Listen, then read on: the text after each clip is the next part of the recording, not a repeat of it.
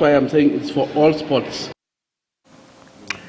Mkuneko kwamba timu ya soka ya wanaume kutoka chuo cha walimu cha Asumbi merejea uwanjani kujiandaa kwa kuhifadhi ubingwa wa kaunti ya Homabay. Asumbi ni moja ya vyuo vya walimu vilivyokuwa mashuhuri kwa kukuza talanta za michezo.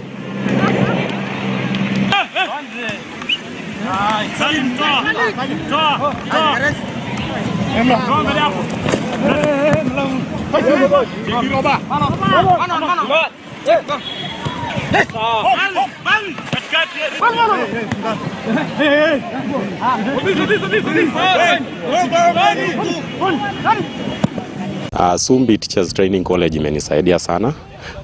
Sana kwa talent yangu juu wako na facilities mingi.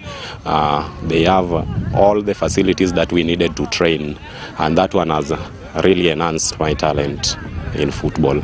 Kusomea katika darasani pia inatusaidia sana juu sasa unajua rules za football zote tunasomea huko, jinsi ya kucontrol zote, kila kitu kuhusu soka unasomea huko darasani na inatusaidia sana. Isipokuwa kuna kujifunza kuwa walimu, pia inakuza talents.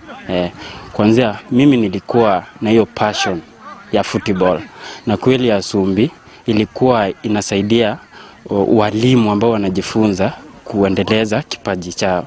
Sasa na mimi ninafurahi kuwa hapa hivi, na kwa sababu najua Asumbi yezi kaniacha ama ipendi kuacha talents kwa kupotelea hivyo. For this year's championship, I would say that the players were quite positive in training.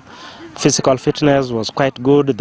Anytime we were going out for physical loading, they were not negative about it. They were very positive, and they were able to play according to my philosophy. They were able to play according to how I wanted them to play.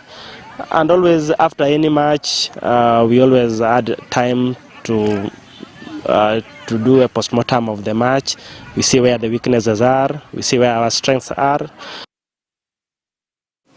Tuende katika michuano ya